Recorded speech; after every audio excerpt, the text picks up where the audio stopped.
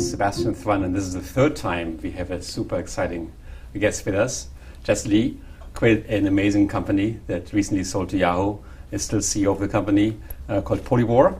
And she's one of these really unbelievable great leaders in Silicon Valley that really came out of a relatively normal education and became one of the top minds and brains in Silicon Valley. Welcome. Thank you. Thanks for having me. It's great having you here. As we always do in these talks, I have a few questions prepared. And then we let our students speak. Our students submitted literally hundreds of questions for you. What did you learn at Google? I learned a lot at Google. I think it was my first job. And what Google taught me was if you just take really smart people and you define a set of problems and you throw them at the problem and you really empower them, amazing things can happen. So I learned that from Google, the importance of like creating great culture that empowers people, the importance of hiring really smart people. I think I also learned some anti-patterns though, which is funny, that don't work as well at startups. The great thing about Google, and one reason it's able to be this engineering playground, is it discovered early on search and how to monetize search. So it has this money printing machine in the form of search ads, AdWords, and that funds everything else. Wouldn't you want the same as a startup? Oh yeah, except you don't. You don't have that. You have, a runway from your venture capitalists or the revenue that you generate. And for us at Polyvore, that was something I always thought about, and I really wanted to build a sustainable company that was a real business. So I was, we actually got to profitability. I was really proud of that. You became profitable, right? Mm-hmm. How did you actually determine if your idea or the ideas was really in demand prior to committing to it? Yeah, so just like the chicken and egg question of any startup. Yeah, it is so important to show things to real users. And there are lots of different tips and tricks for how to do that. You can use user research, and even if you don't have like a user researcher in-house, you can go to Starbucks and put up a little sign. Don't tell Starbucks you're doing this though, or any coffee shop, and then like bring users by, show them, something that you're working on. Another type of testing that we do at Polyvore is called fake door testing. I have a much longer talk about it, but it's essentially you don't know if a particular feature will work or not, and you don't want to invest the time to build it, so you fake that the feature is there. Put a button there that has whatever it is that you were going to build and see how people click on it. If it doesn't work, maybe it says, sorry, coming soon, but at least you'll know how many people would have wanted to use it, and that can give you a signal as to whether you should build it or not. Every successful entrepreneur claims to have a law or method of success for starting a company, like some secret set of ingredients, whatever it is. Do you have one? Yeah, I was thinking about that, and I would say that they're the core values that I believe in are now actually Polyvore's core values. They define our culture, but there's three things. The first is delight the user. You have to build something that really delights them, that they love, that they want to tell their friends about. And no matter how good you are, how much money you raise, how good your marketing is or your PR, like if you don't have that, like you can't win. So that's the number one most important thing. The second core value is do a few things well. So I really believe in focus.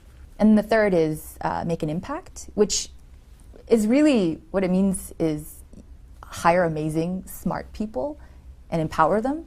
It took us 8 years from the very beginning of Polyvore to a successful outcome and being acquired by Yahoo. And I think people don't realize that the average time from start to exit for a startup is actually 9 years. So 9 years. You have to do something that you really love, and you have to do it with people that you love being around, because it takes so much energy and there's so many things that can go wrong. I mean, everything goes wrong along the way and the odds are just totally against you.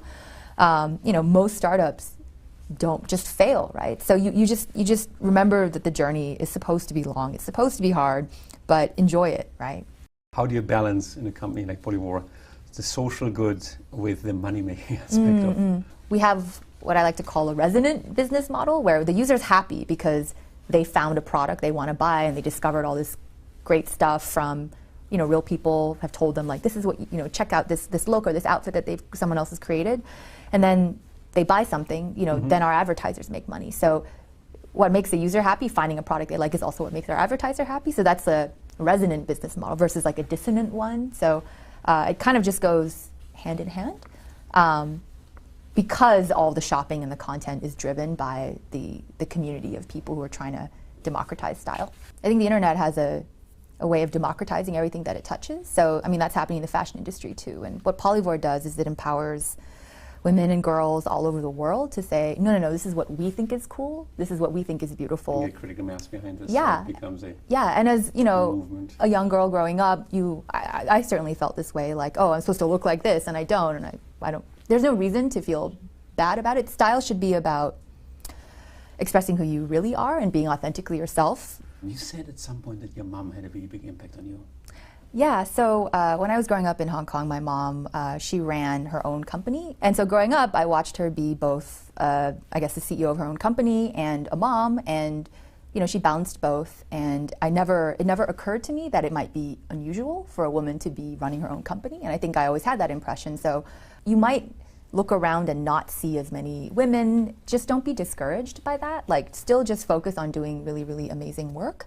And connect with other women who are maybe in the same space or who've come before you, and try to learn from them. But learn from both men and women. I've had a lot of female and male mentors, and it's been amazing. Just surround yourself with the best people. I think that's great advice like for anyone. Free advice to totally, me. yeah. Is there any specific things that you encounter where you'd say, look, you have to be more tenacious or you have to be more aggressive sometimes? Well, actually, I feel like you have to find your own style.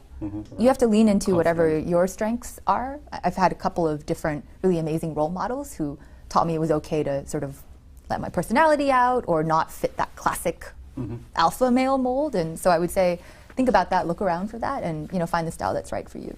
Jess, it's been an unbelievable pleasure having you here for Udacity Talks. It's so fascinating to hear you explain what you've done, and I really admire your work. And thank you so much, Jess, for coming. Thank you. Thanks for having me.